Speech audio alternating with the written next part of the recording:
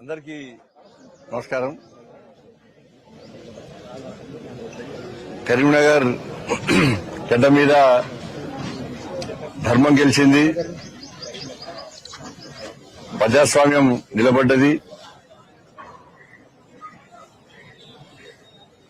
Corporation mayor గా, deputy mayor గా Bharatiya Janata party అభ్యర్థులను ఎన్నుకోవడం జరిగింది. ముందుగా మేయర్ గా ఎన్నికైనటువంటి కొల్లగాని శ్రీనివాస్ గారికి, డిప్యూటీ మేయర్ గా ఎన్నికైనటువంటి పెద్దలు యాదగిరి సునీలరావు గారికి హృదయపూర్వక శుభాకాంక్షలు తెలియజేస్తూ, కరీంనగర్ గడ్డ మీద ప్రజల ఆశీస్సులతో కాషాయపు జెండాను ఈ కార్పొరేషన్ మీద ఎగిరేయాలనే కళ ఈరోజు నెరవేరింది. దీనికోసము అనేక సంవత్సరాలుగా కరీంనగర్ ప్రజలు ఎదురుస్తున్నారు, భారతీయ జనతా పార్టీ ఎదురుస్తున్నది.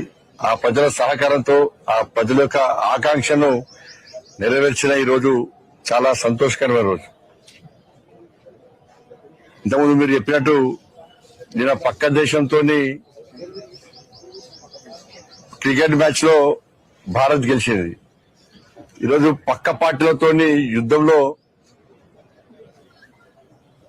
కరీంనగర్ లో ఆడిన కబడ్డీ ఆటలో మేయర్ కప్ను భారతీయ జనతా పార్టీ గెలిచింది. దీని వెనుక అనేక కుట్రలు, ప్రజలకు బయటికి కనిపించని కుట్రలు, కుతంత్రాలు, అవి బయట చెప్పరానివన్నీ కూడా.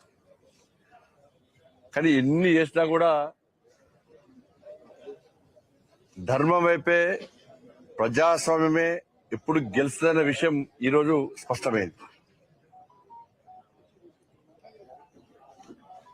ఏదో దారిన భారతీయ జనతా పార్టీని రాకుండా చేయాలని చెప్పి ఈ ప్రజా తీర్పును పక్కకు పెట్టి కుట్రలతో గెలవాలని చెప్పి, అడ్డుకోవాలని చెప్పి ఇలా వాళ్ళు ప్రయత్నం చేశారు. చాలా మంది ప్రయత్నం చేశారు.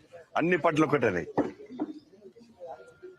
Congress party, MIM party, BRS party అందరూ ఒకటే నడిచాడు. అధికారాల దుర్వినియోగం, మా చేతిలో అధికారం ఉంది, భారతీయ జనతా పార్టీకి 30 గెలిచినా,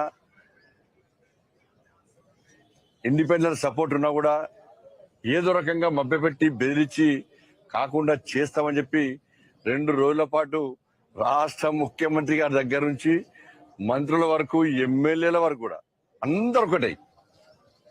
ఈ పార్టీ ఆ పార్టీ అని